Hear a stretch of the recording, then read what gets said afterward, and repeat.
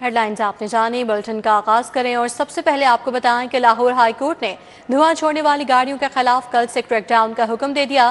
Justice شاہد کریم نے remarks دیے، شہر میں دھواں چھوڑنے والی کوئی گاڑی نظر نہ آئے، شہر میں بینرز لگائے جائیں، جو گاڑی دھواں چھوڑے گی اسے بند کر دیا جائے گا۔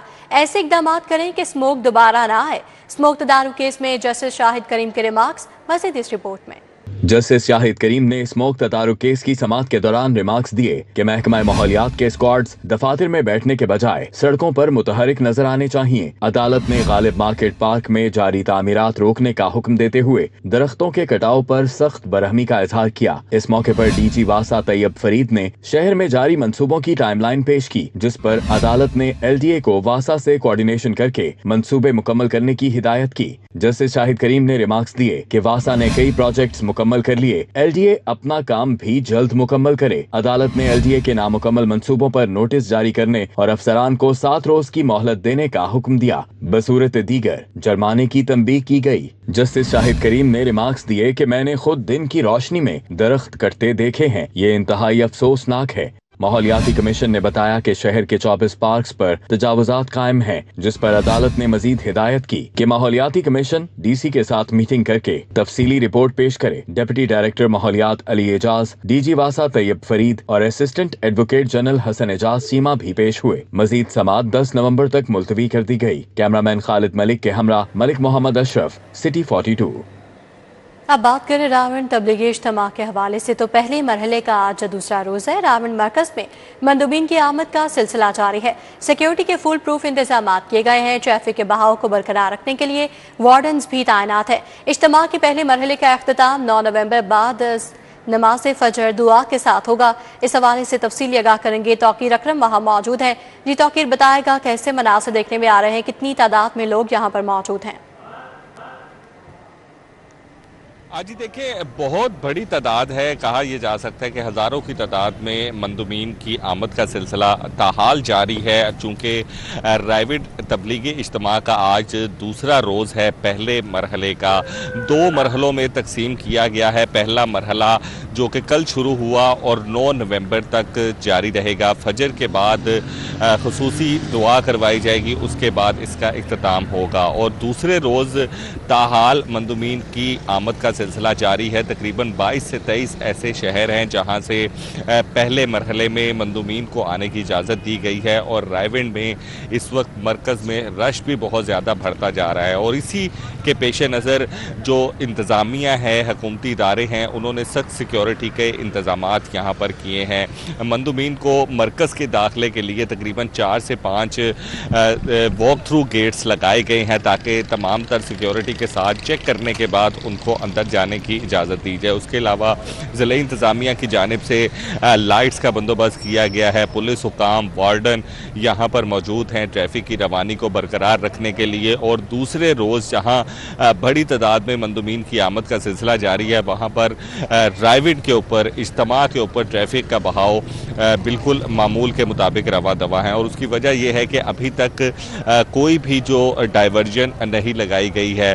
ملتان روڈ سے آنے والا رائیونڈ مرکز کی طرف جو روڈ ہے وہ بھی تاحال لوگوں کے لیے کھلا ہے۔ اس کے علاوہ رائیونڈ سے جاتی عمرہ سے آنے والا جو روڈ ہے اس کو بھی عام عوام کے لیے کھلا ہوا ہے، اور ملتان روڈ، فیروز پور روڈ سے آنے والا، جو کاہنہ سے آنے والا روڈ ہے، وہ بھی لوگوں کے لیے، ٹریفک کے لیے معمول کے مطابق کھلا ہے۔ اور اسی حوالے سے ٹریفک وارڈن یہاں پر موجود ہیں۔ صرف ایک ڈائیورژن لگائی گئی ہے جو جاتی عمرہ سے بالکل چوک پر آتی ہے، جہاں سے یو ٹرن کو بند کیا گیا ہے تاکہ ٹریفک کی روانی میں خلل پیدا نہ ہو سکے۔ اور ضلع انتظامیہ کی جانب سے پولیس اہلکار یہاں پر موجود ہیں، وقتاً فوقتاً گشت کی جا رہی ہے، اور ٹریفک کے بہاؤ کو بھی متاثر ہونے سے بچایا جا رہا ہے، اور مندوبین کو بھی کسی قسم کی مشکلات کا سامنا نہ ہو، اس حوالے سے بھی ہر چیز کا خیال رکھا جا رہا ہے۔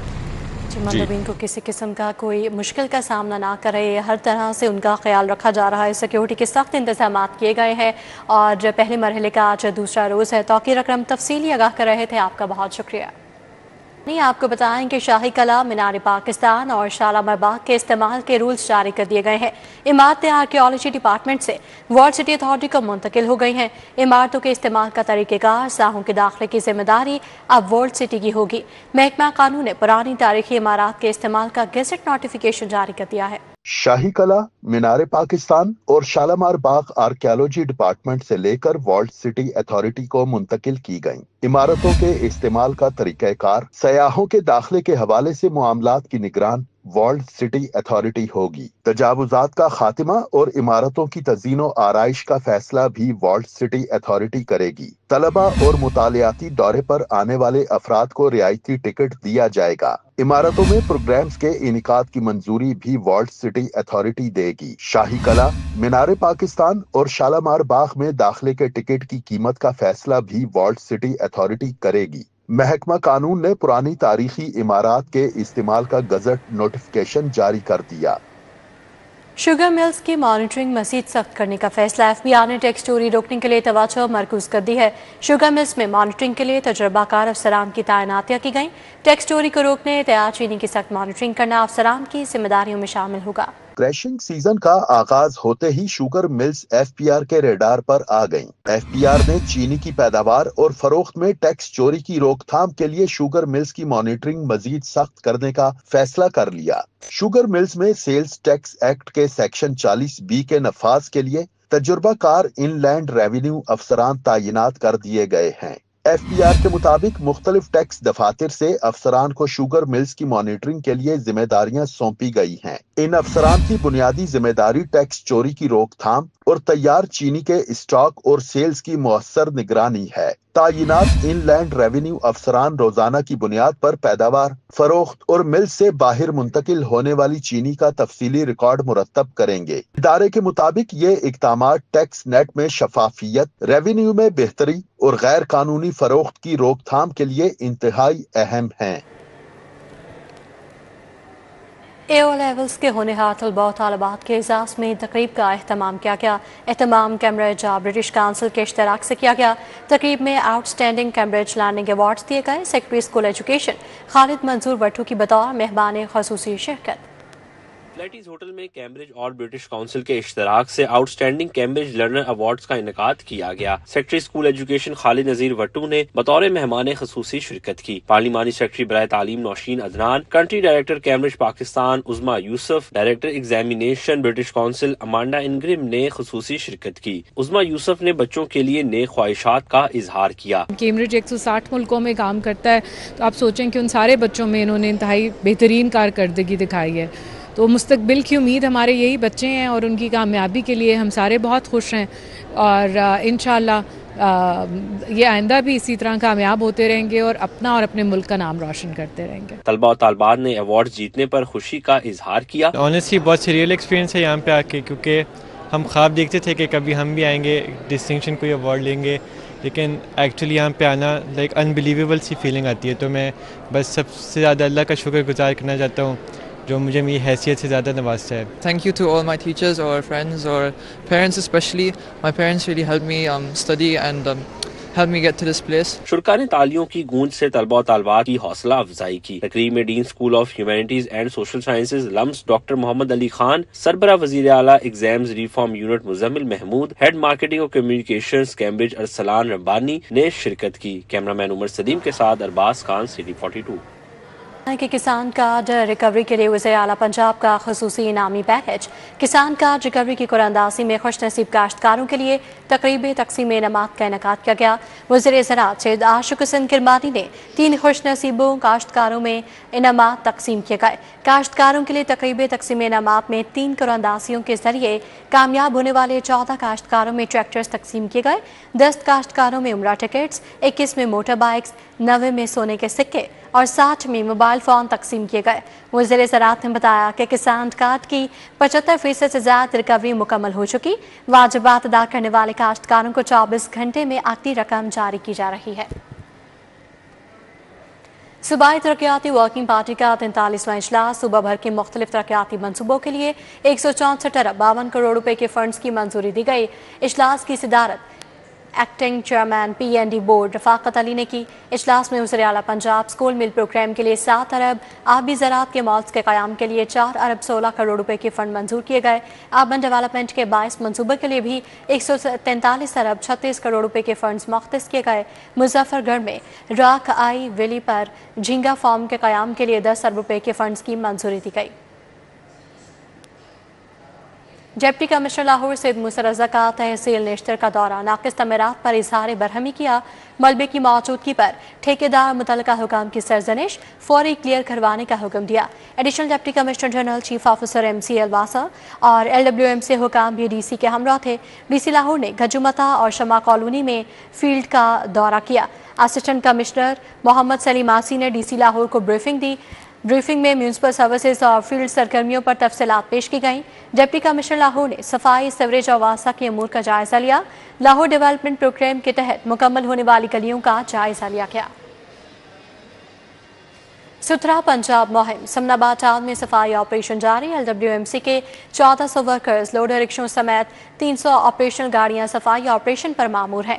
LWMC کی جانب سے گھر گھر سے کوڑا اٹھانے کے لیے سمن آباد ٹاؤن میں 280 لوڈر رکشے تعینات کیے گئے۔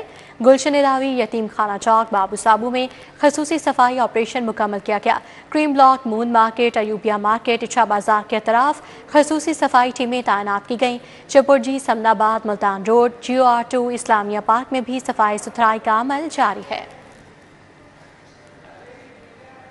Lahore chamber of commerce and industry نے بھاٹی گیٹ برڈ مارکیٹ میں تقریباً 150 دکانوں کی مسماری پر شدید تشویش کا اظہار کرتے ہوئے کہا ہے کہ یہ کارروائی نہایت سخت، یک طرفہ اور بغیر کسی مشاورت کی گئی ہے۔ نہ لاہور چیمبر سے مشورہ کیا گیا اور نہ ہی متاثرہ تاجروں کو اعتماد میں لیا گیا۔ صدر لاہور چیمبر فہیم الرحمان سہگل، سینئر نائب صدر تنویر احمد شیخ اور نائب صدر خرم لودھی نے اس کارروائی کی شدید مذمت کرتے ہوئے کہا کہ یہ چھوٹے تاجروں کے معاشی قتل کے مترادف ہے۔ ان کے ساتھ ہزاروں لوگوں کا روزگار وابستہ تھا، امپلائمنٹ بھی وہاں جنریٹ تھی، کئی ملازمین بھی وہاں کام کر رہے تھے، مزدور وہاں کام کر رہے تھے، اپنی روزگار وہ لے رہے تھے۔ ان حالات میں جبکہ گورنمنٹ کے اپنے ٹیکس کی ٹارگٹ پورے نہیں ہو رہے اور جو انفلیشن بڑھ رہی ہے اور ساتھ ساتھ جو ہے پوسٹ فلڈ جو اس وقت سچویشن ہے، کاروبار کے حالات اچھے نہیں ہیں، ان حالات میں گورنمنٹ کو چاہیے کہ ایک ہراسمنٹ کی جو فضا ہے وہ پیدا نہیں ہونی چاہیے۔ ایکسپو سینٹر میں 22ویں international trade and industrial fair کا دوسرا روز ACM گروپ آف انڈسٹریز کی جانب سے اوساکا بیٹریز کا سٹال لگایا گیا۔ جدید ٹیکنالوجی پر مبنی اوساکا لیتھیم لانچ کر دی گئی۔ ایکسپو میں لگے سٹال پر لیتھیم بیٹری سمیت گریڈ بیٹریز، کنونشنل بیٹریز اور انڈسٹریل بیٹریز ڈسپلے کی گئیں۔ اوساکا کی لیتھیم بیٹری جلد چارج ہونے سمیت 8 سے 10 گھنٹوں کا بیک اپ ٹائم دیتی ہے۔ صارفین کو اوساکا لیتھیم 5 سال کی وارنٹی پر بھی دستیاب ہوگی۔ اس موقع پہ گروپ ڈائریکٹر قاسم بن طلحہ نے صارفین کو اوساکا لیتھیم بارے آگاہی دی۔ لیتھیم بیٹریز دے رہے ہیں وہ 6000 سائیکل دے رہے ہیں، پھر ان میں جو مین ایک فرق آ جاتا ہے وہ ان کے ڈیزائن لائف کی آ جاتی ہے۔ ڈیزائن لائف کے اندر اس کی ڈیزائن لائف ہے کہ آپ کی کم از کم بیٹری 8 سے 12 سال کے درمیان چل سکتی ہے، اور ٹیوبلر کی اگر آپ بیٹری کی دیکھیں ڈیزائن لائف تو وہ 4 سے 5 سال اس کی ڈیزائن لائف ہے۔ پھر اس میں ایک اور جو میجر آپ کا ڈفرنس آ جاتا ہے وہ ہے بیک اپ ٹائم آپ کا اور بڑھ جاتا ہے لیتھیم کے ساتھ، اور پھر چارجنگ ٹائم آپ کا لیتھیم کے ساتھ کم ہو جاتا ہے، اس کی چارج ٹینشن کافی زیادہ ہے۔ GM مارکیٹنگ فہد ظہیر خان کا کہنا تھا کہ اوساکا صارفین کو معیاری اور جدید ٹیکنالوجی کی سروسز فراہم کرتا ہے۔ پاسٹ میں اگر آپ دیکھیں تو سولر کے ساتھ لوگ ٹریکٹرز کی بیٹریز لگاتے تھے شروع میں، اس کے بعد ٹیوبلر بیٹریز آئیں، پھر VRLA بیٹریز آئیں۔ اب جو جدید دور کی بیٹری ہے وہ لیتھیم بیٹری ہے۔ لیتھیم بیٹری کا استعمال جو ہے وہ صرف سولر اور بیک اپ میں نہیں بلکہ آٹوموٹیو کے اندر بھی خاصی طور پہ ہو رہا ہے۔ جیسے نئی الیکٹرک وہیکلز آ رہی ہیں، بہت ساری ایسی برانڈز ہیں جو پاکستان میں لانچ ہوئے ہیں، ان میں بھی لیتھیم کا استعمال ہے۔ تو فیوچر کو اگر دیکھیں تو گرین انرجی کے طور پہ لیتھیم جو ہے وہ بیسٹ چوائس رہے گی۔ ایکسپو سینٹر میں اوساکا بیٹریز کے سٹال پر صارفین نے وزٹ کیے اور پروڈکٹس بارے آگاہی حاصل کی۔ کیمرہ مین عدنان علی کے ساتھ ابو بکر شیخ، City 42۔ पंजाब टूरिज्म फोर्स का दायराकार पूरे पंजाब तक बढ़ाने की मंजूरी दे दी गई है। टूरिज्म फोर्स के दायराकार में वसअत की मंजूरी पंजाब काबीना ने अपने इजलास में दी। सेक्रेटरी सियाहत डॉक्टर एहसान भुट्टा का कहना है कि पंजाब भर में जहां जहां सियाहती मकामात हैं वहां फोर्स बनाई जाएगी।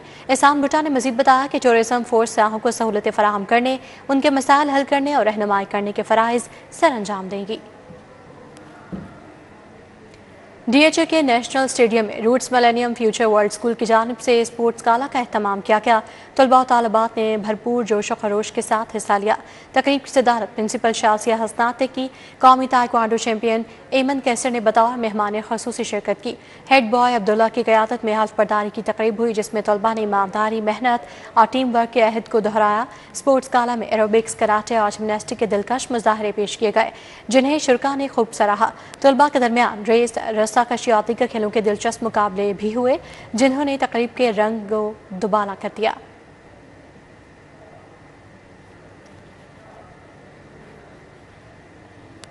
यूएमटी में 3 रोज़ा सालाना बुक फेयर 2025 का आगाज़ हो गया है। यूएमटी में खुर्रम मुराद लर्निंग रिसोर्स सेंटर के ज़ेर एहतमाम बुक फेयर 3 रोज़ जारी रहेगा। प्रोवेस्ट यूएमटी डॉक्टर अस्कर जैदी ने कहा, अब बुक फेयर का इफ्तिताह किया है। बुक फेयर में 50 से ज़्यादा मारूफ पब्लिशर्स और कंपनीज के स्टॉल्स पर किताबों के शौकीन तलबा, साथसा और शहरी बड़ी तादाद में मौजूद थे। डॉक्टर अस्कर जैदी ने चीफ लाइब्रेरियन रफ़ीक अवान और टीम के हमरा बुक स्टॉल्स का दौरा किया। यूएमटी रीडर्स क्लब की जानिब से बुक एक्सचेंज स्टॉल और अदबी नशिस्तों का खसूसी एहतमाम भी किया गया।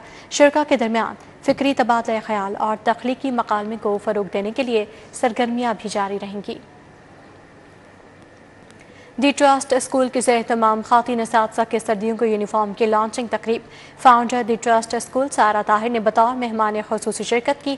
तकरीब में तमाम ब्रांचेस के प्रिंसिपल्स, हेड मिस्ट्रेसेस और एकेडमिक कोऑर्डिनेटर्स ने शिरकत की। असातिज़ा, हेड और लॉ स्टाफ के अलग अलग रंगों के एक जैसे यूनिफॉर्म बनाए गए। बानी स्कूल सारा ताहिर का कहना था कि यूनिफॉर्म लॉन्च करने का मकसद इज्तमाई शनाख्त, नज़्म ज़ब्त और वक़ार को फ़रोग देना है। यकसा यूनिफॉर्म इदारे के मजबूत और पुरअसर कल्चर की बुनियाद होता है। पंजाब यूनिवर्सिटी शोबा फ़ाइन आर्ट्स के ज़ेर एहतमाम तलबा के थीसिस की नुमाइश। 54 तलबा और तालिबात के आर्ट वर्क पेश किए गए। पंजाब यूनिवर्सिटी शोबा फ़ाइन आर्ट्स के ज़ेर एहतमाम BFA 2025 के तलबा और तालिबात के थीसिस की नुमाइश की गई। 54 तलबा और तालिबात के आर्ट वर्क पेश किए गए। इस मौके पर vice chancellor professor doctor Mohammad Ali, secretary higher education department Punjab Ghulam Farid शरीक हुए। चेयरपर्सन शोबा fine arts doctor Sumera Jawad, faculty मेंबरान और तलबा और तालिबात ने शिरकत की।